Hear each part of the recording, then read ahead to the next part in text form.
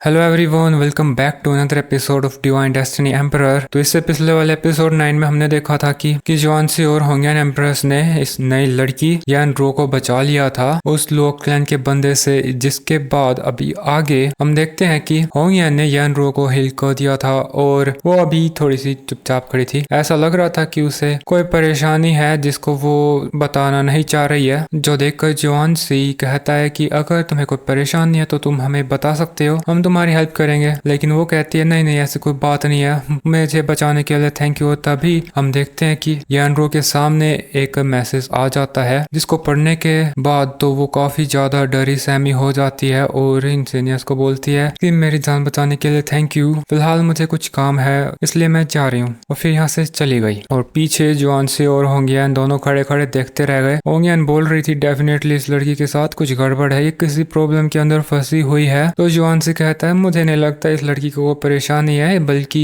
इसकी जो सेक्ट है लेयुन वैली उसके ऊपर कोई आफत आन पड़ी है, नहीं तो वो नहीं जाती। तो क्या तुम मुझे बता सकती हो ये लेयुन वैली कितनी ज्यादा स्ट्रांग है? तो वो बताती है कि लेयुन वैली को अपने एम्पायर में सबसे कमजोर सेक्ट समझा जा सकता है। यहाँ पे मेनली फीमेल कल्टिवेटर्स ही हैं, लेकिन रिसेंट टाइम्स में उनकी स्ट्रेंथ बढ़ रही है, बट फिर भी इतनी ज्यादा नहीं है कि किसी एनिमी के अटैक को ये रोक पाए। तो शायद आपने सही कहा कि लेयुन वैली के ऊपर कोई मुसीबत है और हमें यहाँ चलना चाहिए। जॉन से भी एग्री करता है और फिर ये उधर जाने के लिए निकल जाते हैं। जबकि फिर हमें लेयुन वैली को दिखाते हैं जहाँ पे अभी यानरो आ चुकी थी और वो सिस्टर चो को आवाज लगा के बोल रही थी और सिस्टर चो फिर अंदर से भागी हुई आके कह रही थी सिस्टर चो तुम वापस आ गई। तो अभी सिस्टर चो उसको बताने लगती है डीमन सेक्ट ने हमें चारों तरफ से घेर लिया है, हालांकि हमने थंडर फॉर्मेशन को एक्टिवेट किया है लेकिन हम लोग ज्यादा देर तक उन्हें नहीं रोक पाएंगे। तो वो कहती है कि अंदाजे से कितने लोग डीमन सेक्ट से आए होंगे। तो सिस्टर चू बताती है कि काफी सारे लोग हैं, उनका सेक्ट लीडर भी यहाँ पर आया है। तो ये सुन के यानरो रुक जाती है, वो कह रही थी डीमन सेक्ट का मास्टर यहाँ खुद आया है, फिर तो काफी बड़ी प्रॉब्लम हो गई है। सिस्टर चू कह रही थी क्या अब हम उन्हें सच में रोक पाएंगे? तो यानरो कह रही थी मुझे नहीं पता, चलो देखते हैं कैसी सिचुएशन है। जिसके बाद हमें दिखाते हैं कि लेयुन वैली के डिसाइपल्स रजिस्ट कर रहे थे और सिचुएशन देख रहे थे और ऊपर से यानरो भी सेक्ट की सिचुएशन देख रही थी कि उनके डिसाइपल्स जो फॉर्मेशन है थंडर फॉर्मेशन है उसको मेंटेन किए हुए हैं डीमन सेक्ट के डिसाइपल्स के अटैक और उनके एल्डर्स के अटैक को। लेकिन इस फाइट जो डीमन सेक्ट के जो एल्डर्स थे उनके अटैक की स्ट्रेंथ बढ़ती ही जा रही थी और अभी वे और पावरफुल अटैक करने के लिए एकजुट हो जाते हैं। इन्हीं सब के बीच में हम डीमन सेक्ट के लीडर को देखते हैं जो हवा खा रहा था। वो बोल रहा था अब काफी इंतजार हो चुका है और फाइनली समय है, और वो इसी के साथ उसके किसी ट्रेजर को एक्टिवेट कर देता है जो कि एक मास्क, एक बोन मास्क की तरह दिखता था। और उस बोन मास्क के अटैक की वजह से पूरी जो थंडर फॉर्मेशन थी वो कांपने लगी थी और जो अंदर डिसाइपल उसे मेंटेन कर रहे थे वे अभी काफी प्रेशर में आ जाते हैं और वे एक एक करके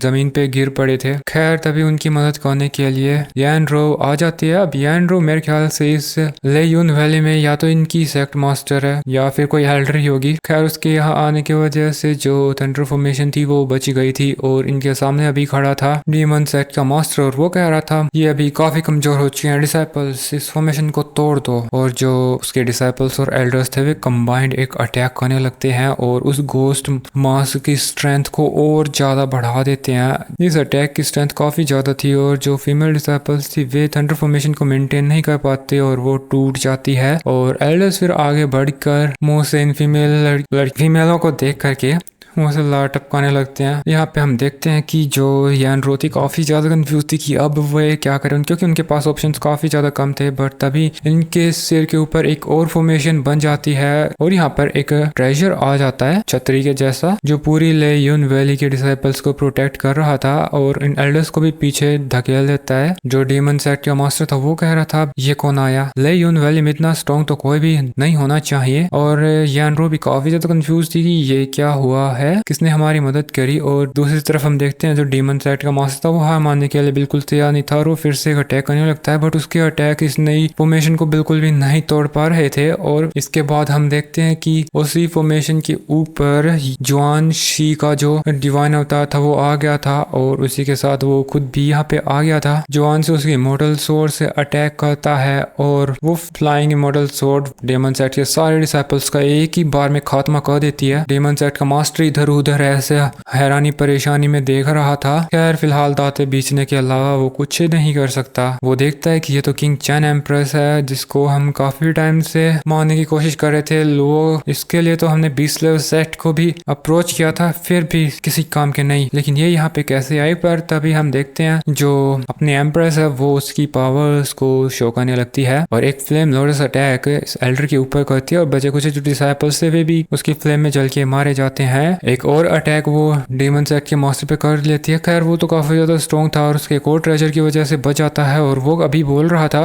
किंग चैन एम्प्रेस मेरे तो तुम्हारे साथ कोई दुश्मनी और आपसी बैर नहीं है, फिर तुम हमारे और थंडर क्लाउड वैली के मैटर के बीच में क्यों इंटरफेयर कर रही हो? तो वो कह रही थी कि थंडर क्लाउड वैली यानी कि ले यून वैली एक रेटिजियस सेक्ट है और ऑब्वियसली वो हमारी टेरिटरी के अंदर आती है, तो डेफिनेटली हम लोग उनकी मदद करेंगे और अब तो हमें डरना ही क्या है, हमारे साथ एम्परर है और उनके सामने इज्जत से बात कर, नहीं तो तेरी जान कैसे जाएगी तुझे पता भी नहीं चलेगा। और ये बातें सुन के जो डीमन सेट का मास्टर वो कह रहा था एम्परर ये बच्चा तुम्हारा एम्परर है। तभी हम देखते हैं जुआनसी वो उसकी फ्लाइंग स्वॉर्ड को एक मतलब ऐसे आदेश देता है और वो फिर से फ्लाई करते हुए सीधा डीमन सेट मास्टर की तरफ जा रही थी और डीमन सेट मास्टर को हम देखते हैं वो भी एक अटैक उसकी सारी पावर मतलब ऐसे शो करने लगता है, लेकिन वो फ्लाइंग स्वॉर्ड को बिल्कुल नहीं रोक पाता। धीरे धीरे करके उसके अटैक की पावर कम होती जा रही थी और ये सारा मतलब कि लेयून यानी कि थंडर क्लाउड वैली के डिसाइपल्स देख रहे थे। उनकी फेवरेबिलिटी पानी की तरह बहकर जुआनसी के पास जा रही थी और देखते ही देखते फ्लाइंग स्वॉर्ड थंडर क्लाउड उस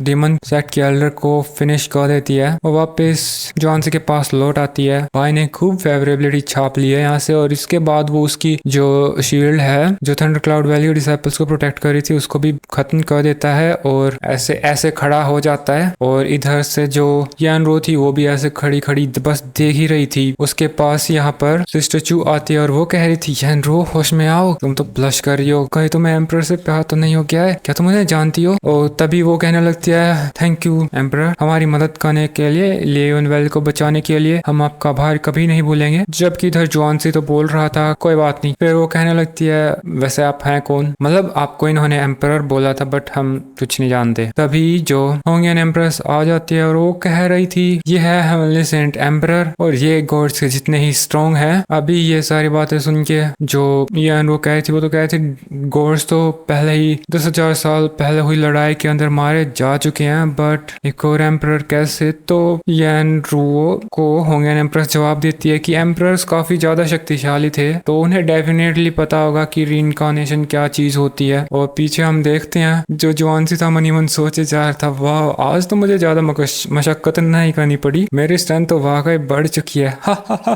ऐसे हंसे जा रहा है जैसे कल हो ही ना। थोड़ी देर में इधर सारे थंडर वैली की जो डिसाइपल्स इकट्ठा हो जाती है और मिलके थैंक यू बोलती हैं हमारी मदद करने के लिए। अब जो यानरो थी वो काफी खुश, मतलब समझ में आ गया था कि जुआनसी काफी अच्छा है, डिवाइन एम्परर भी है, तो वो उसको इमोर्टल मेंशन के बारे में बता सकती है कि वो कहाँ पे है। इससे सारा माहौल ही बदल जाता है, एकदम सब शांत हो जाते हैं। और इसी के साथ दोस्तों ये एपिसोड भी खत्म हो जाता है। होपफुली आपको एक्सप्लेनेशन अच्छी लगी होगी। Bye bye.